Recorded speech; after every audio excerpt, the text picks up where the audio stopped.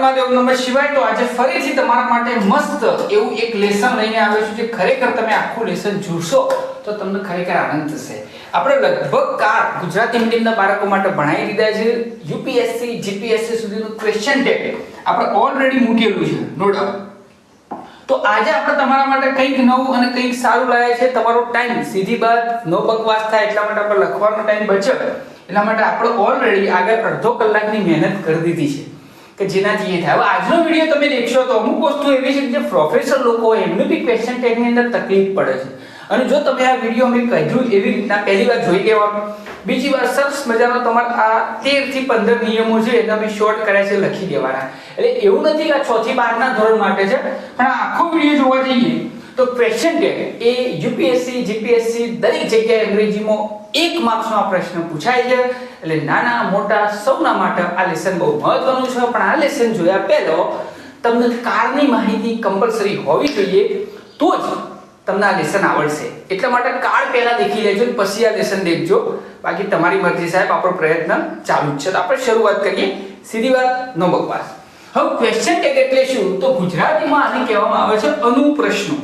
હું તમને સિમ્પલ લેંગ્વેજમાં તમને સમજાવું, ગુજરાતીમાં આને શું કહેવામાં આવે છે? અનુપ્રશ્નો। આને કહેવામાં આવે છે અનુપ્રશ્નો। હવે અનુપ્રશ્ન જ્યારે બી આવો કોઈ પ્રશ્ન આવે તો ગુજરાતી મીડિયમમાં ઇંગ્લિશ મીડિયમમાં અમુકને ખબર જ નથી પડતી, પણ આપણે ઘણીવાર ઘરમાં નથી કહેતા મમ્મી આપણને કે બેટા ચા પીશ કે નહીં, ઓપ્શન આપે પહેલા કહે છે ચા પીશ કે નહીં, ઓકે તમારે ભાઈ પરીક્ષા આપવી છે કે નહીં, ટ્યુશનની અંદર સાહેબ નહીં કહેતા ભાઈ કાલે ટેસ્ટ રાખવો છે કે નહીં, તો હકાર અને નકાર, ઓકે તું નહીં જઈશ કે જઈશ। જો તમે નકાર બોલો તો હકાર જવાબ આવે, અને હકાર બોલો તો પાછળ કેવું લાગે? નકાર। તો આને અનુપ્રશ્ન કહેવામાં આવે છે। એટલે અનુપ્રશ્નની અંદર ચોખ્ખી વસ્તુ છે, આપણે જો વાક્ય હકાર હોય તો એનું અનુપ્રશ્ન શું થશે? નકાર, અને જો વાક્ય નકાર હોય તો એનું અનુપ્રશ્ન શું થાય? હકાર થાય। આ નિયમ નંબર 1। હવે નિયમ નંબર આગળ આપણે ડીપમાં જઈએ તો સાહેબ આ તો 2 મિનિટમાં ખતમ થઈ ગયું, પણ આની અંદર ઘણા લોકો બહુ પેલું એ વિચારતા હોય છે કે ભાઈ સાદું લેસન છે, ફોરું લેસન છે, પણ અમુક એવા બે રૂલ્સ છે કે જે રૂલ્સ ખરેખર તમે જાણશો ને તેને યાદ રાખવા થોડી તકલીફ પડી શકે છે। એટલા માટે આપણા સ્પેશિયલ લેસન ગુજરાતીના બાળકો માટે ભણાય છે। એમનો 1 માર્ક્સ કેટલો મહત્વનો છે એમનું તો ખબર છે જ, તમારા વાલીઓને ખબર હશે, અને બાકી બધા લોકોને ખબર છે what is the value of 1 marks. તો 1 માર્ક્સ માટે આપણે કોશિશ કરી રહ્યા છીએ। તો ચલો આપણે જઈએ આગળ। અહીંયા ઓલરેડી મેં કીધું એવું કે જો વાક્ય હકાર હોય તો એનો નકાર થશે, અને નકાર હોય તો એનું શું થાય? હકાર થાય। દાખલા તરીકે આપણે સિમ્પલ એક સેન્ટેન્સ લઈ લઈએ કે he is drinking tea। ચલો આટલું લખીએ તો આ વાક્ય હકાર છે, તો એનું ક્વેશ્ચન ટેગ શું થશે? is not he। આ ક્વેશ્ચન ટેગ અમુક લોકો પહેલી વાર દેખ્યું છે, પણ આ ક્વેશ્ચન ટેગ તે ચા પી રહ્યો છે કે નહીં, ગુજરાતીમાં કહીએ તો। હવે આ જ વાક્ય થોડું એક નેગેટિવ લઈ લઈએ આપણે, દાખલા તરીકે એવું કે they did not play chess। તેઓ ચેસ રમતા નહોતા કે રમતા હતા, તો એ રીતના અહીંયા નેગેટિવ છે તો એનું શું થશે? પોઝિટિવ। did અને પ્રોનાઉન આવશે they। હવે બે વાક્યો ઉપરથી કોઈ બી માણસ વિડિયો સ્કીપ કરી નાખે છે, બરોબર, અને એવું લાગે છે કે ભાઈ આપણને આવડી ગયું, પણ હકીકતમાં રૂલ્સ બહુ મહત્વના છે। અહીંયા જે છે ને ઢાંચો બદલાય છે, બાકી બધા રૂલ્સ સેમ છે, આ રૂલ્સ છે, પણ અહીંયા કેટલું બદલાય છે ને એ તમારે સમજવાનું છે। આ ડિટેલ નોટ માં લખી, જો વાક્ય પોઝિટિવ હોય, કેવું હોય તો એનું પોઝિટિવ ક્વેશ્ચન ટેગ કેવી રીતના થશે? આ પોઝિટિવ, તો positive question tag helping verb, આ હેલ્પિંગ વર્બ આપણે મૂક્યું, અને એના પછી સબ્જેક્ટ, આ સબ્જેક્ટ મૂક્યું। સબ્જેક્ટ ની અંદર યાદ રાખવાનો આપણે શાનો ઉપયોગ કરીએ છીએ? તો ફક્ત અને ફક્ત શાનો? પ્રોનાઉન। એટલું પ્રોનાઉન વપરાય છે, એમાં નાઉન વપરાતું નથી। અને નેગેટિવ, તો આ નેગેટિવ ક્વેશ્ચન ટેગ કોને કહેવાય? તો હેલ્પિંગ વર્બ, તો આપણે હેલ્પિંગ વર્બ મૂક્યું છે, એના પછી નોટ મૂક્યું છે, તો અહીંયા નોટ છે, અને એના પછી સબ્જેક્ટ, તો આ લોકો મૂકે છે સબ્જેક્ટ। હવે આપણે આગળ જઈએ, તમારે ખાલી સાંભળવાનું છે પહેલી વાર એટલે તમને ખ્યાલ આવી જશે, અને બાકી બોર્ડની અંદર તમામ વસ્તુ તૈયાર છે। આપણે 10 સ્લાઇડો છે, એના અંદર ત્રીજી સ્લાઇડ ઉપર આપણે આવી ગયા છીએ। મેં આ સ્લાઇડની વાત કરી દીધી તમને કે નાઉન અને પ્રોનાઉન તો કેવી રીતના, દાખલા તરીકે આપણે એવું લખીએ કે Rina was looking movie, બરોબર, આ છે તો આપણને ખબર છે કે વાક્ય કેવું છે તો હકાર છે, તો એનું ક્વેશ્ચન ટેગ નકાર થશે, તો એ હેલ્પિંગ વર્બ એટલે વોચ, એના પછી નોટ મૂકવાનું. હવે હાલ કીધું નાઉન નહીં વપરાય, ત્યાં તમારે રીના નથી લખવાનું, પણ રીના માટે કયું પ્રોનાઉન વપરાશે તો સી, તો અહીંયા તમે શું લખશો સી, તો વોચ નોટ સી. આ સિમ્પલ ફંડામેન્ટલ છે. આગળની સ્લાઇડ ઉપર આપણે જતા રહીએ. હવે અહીંયા કેટલાક એવા શબ્દો જેમ નાઉન અને પ્રોનાઉનની વાત થઈ એમ કેટલીક માહિતી તમને આપવામાં આવી છે કે જો વાક્યનો કર્તા આપણો સબ્જેક્ટ શું હોય there હોય, આપણો સબ્જેક્ટ there હોય તો એનું there ના there રહેશે, one હોય તો one રહેશે, this હોય તો એનું it થશે, that હોય તો it થશે, this THESE તો એનું they થશે, અને those હશે તો એનું શું થશે they થશે. આટલું તમારે યાદ રાખવાનું છે. અને આના માટે અહીંયા લખ્યું છે there is a cow, તો અહીંયા સબ્જેક્ટ there છે તો there નું શું થાય સાહેબ તો there નું there જ રહે છે. બાકી રૂટ સેમ ટુ સેમ. મેં કહ્યું હકારનું નકારનું નકારનું હકાર, તો અહીંયા હકાર હતું તો એનું નકાર is not there. બસ આ જ શીખવાનું છે ને આવી રીતના આપણે આગળ નિયમો લેવાના છે. બાકીની 6 સ્લાઇડો બાકી છે. those are birds, તો અહીંયા those લખ્યું છે. આપણે દરેક જગ્યાએ આવું લખી દઈએ અમે those લખી દઈએ તો ખોટું પડે, કારણ કે એક નિયમ ભણીને આપણું કામ થતું નથી. થોડા ખાલી 15 લાઈનો તમારે યાદ રાખવાની છે, એટલે બીજું કશું નહીં. તો શું કર્યું હકાર છે તો નકાર, એ તો નિયમ છે જ આપણો જે છે are not અને આ those, તો those નું શું થાય they. એટલા માટે આપણે નિયમ કે પહેલી વાર તમે દેખી લો અને પછી તમે એક સરસ નોટ્સ બનાવી લો અને પછી લોકોને શેર કરો કે જેનાથી શું થાય બીજા બાળકો બી ભણી શકે.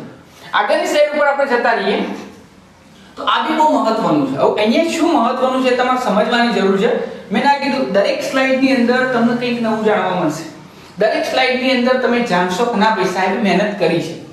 કદાચ એ સબ્જેક્ટ તરીકે આટલા વાક્યો હોય, જો સમજજો સબ્જેક્ટ તરીકે no one, none, anyone, someone, everyone, everybody, somebody, nobody, તો પ્રોનાઉન તરીકે કોનો ઉપયોગ કરવો ધેનો ઉપયોગ કરવો. તો શું સાહેબ દરેક જગ્યાએ ધેનો, પણ અહીંયા બે ઓપ્શન તમારે શીખવા બહુ જરૂરી છે. કયા કયા? એક અહીંયા લખ્યું નો one can say so, no one can say સો. આપણો વાક્યનો કોઈ લેવા દેવા નથી, બરોબર. તમારે મેં સમજવાનું અહીંયા છે સબ્જેક્ટ અને હેલ્પિંગ વર્બ, અને હકાર કોને કહેવાય નકાર કોને કહેવાય સમજવા માટે. તો અહીંયા નો વન કેન સે સો, તો ક્યાં નોટ તો લખેલું નથી સાહેબ. હવે નોટ લખેલું નથી તો બી આપણે શું લખ્યું કેન, અને as per rules and regulation no one આપેલું નન આપેલું છે તો શું થશે ધે થશે. તો કેમ સાહેબ આવું કર્યું? તો જ્યારે બી આવો નો વન, નથિંગ, ગમે તે કોઈ શબ્દ આવે તો સમજી લે કે એના આગળ નો આવી જાય, નેગેટિવ છે જ, એટલે એનો ક્વેશ્ચન ટેગ શું થશે પોઝિટિવ. એટલે હું ડબલ ટિક કરી દઉં આ વાક્ય ઉપર, તમને ખ્યાલ આવે કે અહીંયા આપણે થોડું ભારવાચક થઈને સાંભળવાનું છે. એકદમ ક્લિયર કે જ્યારે નો અહીંયા દેખો સમવન ઇન્વાઇટેડ મી. હવે અમુક લોકો અહીંયા કેન લખી દે, એક એક્ઝામ્પલ લખી હું 50-60 એક્ઝામ્પલ કરાવી શકું છું, પણ મેં કીધું રૂલ્સ બહુ મહત્વના, સિસ્ટમ ફોલો કરો સાહેબ, પ્રેક્ટિસ તો તમે બી કરી લેશો. તો can, no one can say સો, અને આના એક્ઝામ્પલ આપણે ઇંગ્લિશ મીડિયમનું જે ક્વેશ્ચન ટેગ બને છે એના પાછળ ઘણા બધા એક્ઝામ્પલ છે. તમે વિડિયો દેખો અને એ સોલ્વ કરી શકો છો જો ઘરે હેલ્પ કરવી હોય તો. તો નો વન કેન સે સો, તો કેન તે સમવન ઇન્વાઇટેડ મી, તો અહીંયા ઇન્વાઇટેડ છે તો સમવન આવે તો તમને ખ્યાલ આવી ગયો કે અહીંયા યુઝ થશે ધેનો. પણ સાહેબ હેલ્પિંગ વર્બ તો ઇન્વાઇટેડ છે એટલે મેં કીધું કાર શીખવા બહુ જરૂરી છે. તો અહીંયા ઇન્વાઇટેડ એટલે ભૂતકાળ છે, સાદો ભૂતકાળ, સાદા ભૂતકાળમાં નકાર બનાવવા શાનો ઉપયોગ થાય ડીડ નોટ નો, તો ડીડ નોટ ધે. કાર, હજી કહું છું કાર શીખી લેજો તો ક્વેશ્ચન ટેગ ના આના પછી WH ક્વેશ્ચન આપવાનું છે. આપણો ટોપિક ડિગ્રી આવશે, એક્ટિવ પેસિવ આવશે, જે તમને ફાયદામાં રહેશે. આગળ આપણે છઠ્ઠા ઉપર જતા આપી દેજો નથિંગ, સમથિંગ, એનીથિંગ, એવરીથિંગ. તો તમને ખબર હોવી જોઈએ કે નથિંગ હાલ જ આપણે ચર્ચા કરી કે જે નેગેટિવ કહેવાય વાક્યનું, તેનું શું થશે ઈટ. હવે ઈટ કેમ મૂક્યું તો કોન્સેપ્ટ છે. તમને કહેવામાં આવે છે કે આપણા થર્ડ પર્સન સિંગ્યુલરમાં હી, સી અને ઈટ આવે તો હી પુરુષ માટે વપરાય, સી સ્ત્રી માટે, તો ઈટ કોઈ વસ્તુ માટે વપરાય. તો આ બધી પાછળ થિંગ થિંગ થિંગ થિંગ એટલે બધી વસ્તુ, તો ઈટ યાદ રાખવું એકદમ સિમ્પલ છે તમારા માટે. પણ જો nothing can be scene, nothing can be scene, તો અમુક લોકો ફરને નેગેટિવ બનાવે છે, નોટ ના દેખાય એટલા માટે. પણ મેં ફરીથી તમને કીધું આગળ નથિંગ છે તો નો આવી ગયો, નોથિંગ નેગેટિવ છે તેનું શું બન્યું પોઝિટિવ. કેન ને શું આવ્યું ઈટ, કારણ કે હેલ્પિંગ વર્બ કેન જ હશે. સમથિંગ ઇઝ મિસિંગ, તો સમથિંગ ઇઝ મિસિંગ તો અહીંયા નેગેટિવ નથી તો એનું નેગેટિવ ક્વેશ્ચન ટેગ થશે આનો પ્રશ્ન. તો ઇઝ નોટ અને સમથિંગ માટે કયું પ્રોનાઉન આવશે તો ઈટ આવશે. ચેનલ ઉપર નવા હોય તો લાઈક, સબસ્ક્રાઇબ અને શેર કરતા રહેજો, કારણ કે આપણી ચેનલ ધીરે ધીરે વિડીયો બધા દેખે છે. તમે જેટલી હેલ્પ કરશો એટલે આપણે આગળ આવશું. એક આ શબ્દ બી સૌથી વધારે આવે, all of us, some of us, none of us, most of us, everyone of us, either of us, neither of us. એ એક્ઝામ્પલ મળે લીધું છે.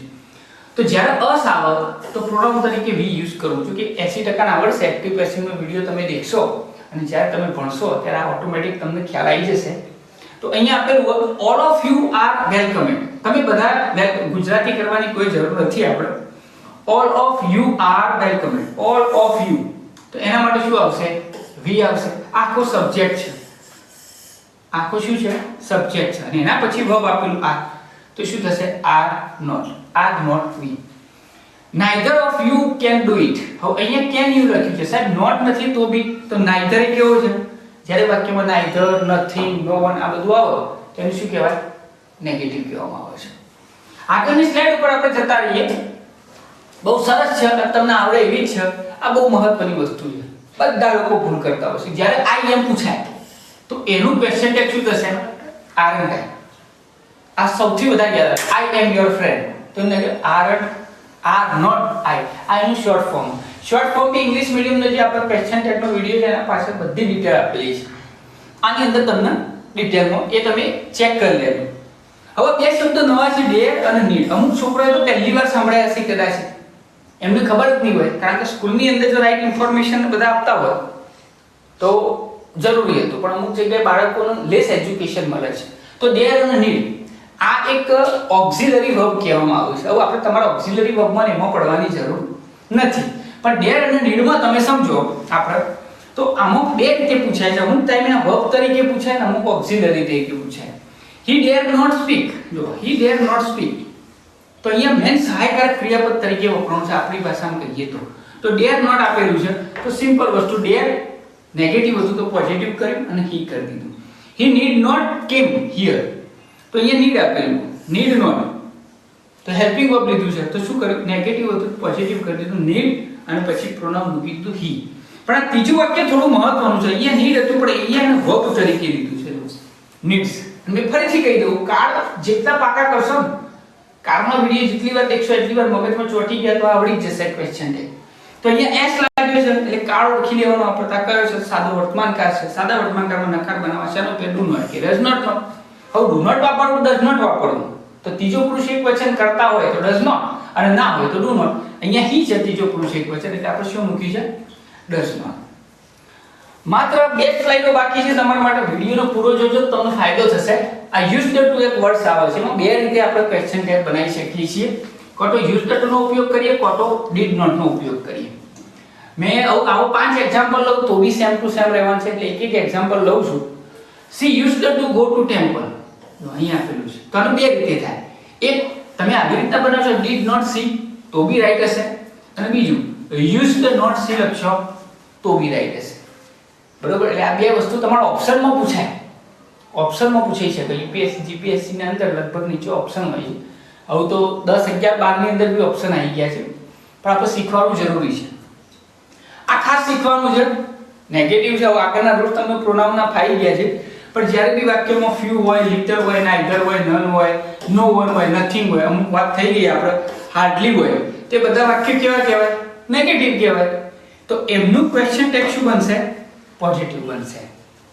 હવે છેલ્લી સ્લાઇડ આપણે જતા રહીએ છીએ અહીંયા, જે મોસ્ટ ઇમ્પોર્ટન્ટ રહેશે. ઇમ્પેરેટિવ સેન્ટેન્સ ક્યારે પૂછાય છે? તો ઇમ્પેરેટિવ સેન્ટેન્સમાં will નો ઉપયોગ કરવો. ઇમ્પેરેટિવ એટલે શું? તો જેનો કોઈ સબ્જેક્ટ ના હોય, જેમાં કમાન્ડ હોય, ઓર્ડર હોય એક્સેટ્રા. તો જ્યારે બી કોઈ ઓર્ડર આપેલો હોય છે, open the door, close the window etcetera, તો એ પ્રમાણે શું આવશે? will you. આ યાર ડોન્ટ ડિસ્ટર્બ આપેલું હોય તો નેગેટિવ છે, તેનું પોઝિટિવ થશે. બરોબર? ઓપન ધ ડોર ગમે ત્યાં આપણે શું લખી દેવાનું? will you. બરોબર? પ્રશ્ન જ છે, બારણું ખોલો, ખોલશો.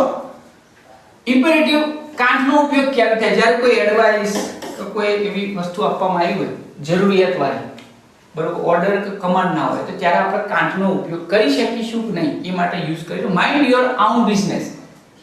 તમારો પોતાનો સંભાળો ભાઈ, ગુજરાતીની અંદર કહીએ તો આ એવું છે. વિનંતી કરી હોય, રિક્વેસ્ટ કરી હોય, આવી રીતના રિક્વેસ્ટ નહીં. હવે બે શબ્દોમાં તમે સમજી શકો છો, જેને ભાષાનું નોલેજ હોય તેને ખબર પડે, બાકી પ્રેક્ટિસ કરવાની. 11-12 ની અંદર વધારે પૂછાય છે આઈવી મોસ્ટ ઓફલી, એટલે આની પ્રેક્ટિસ ખાસ કરજો. અને છેલ્લો આપણો ટોપિક આવી ગયો લેટ્સ. જ્યારે બી લેટ્સ આપેલું લેટ અસ તો એનું શું થશે? શેલ બી થશે. લેટ અસ પ્લે તો શું થાય? Shall be. હવે આ તો તમને ખબર છે, નોટ હોય તો પોઝિટિવ ગમે તે આપણે શેલ બી લખી દેવાનું. પણ અહીંયા અસની જગ્યાએ જો હિમ હોય, યુ હોય અથવા તો ધેમ હોય તો શું થશે? વિલ યુ થશે. લેટ હર ગો તો વિલ યુ. તો મિત્રો આ ક્વેશ્ચન ટેગ હતા. બરોબર, તમારો ટાઈમ અને નેટ બચે એટલે આપણે થોડા એવી રીતના કોઈ પેલા એમાં નહીં જતા સ્લો મોશનમાં કેમો. એટલે આખો વિડિયો આપણે પૂરો કર્યો. તમને ગમ્યો હશે ખરેખર શેર કરજો મિત્રો. જેટલી લાઈકો વધારે આવશે, લાઈકોની કોઈ જરૂર નહીં, પણ જેટલો શેર થશે અને વ્યૂ વધારે મળશે એટલો અમને આનંદ થશે કે ઘરે ઘરે અમારા પ્રયાસો પહોંચી રહ્યા છે અને આનો ફાયદો દરેક બાળકને મળે એ જ અમારો મોટો છે. તો મળીએ નવા વિડીયો સાથે. હર હર મહાદેવ. ઓમ નમઃ શિવાય.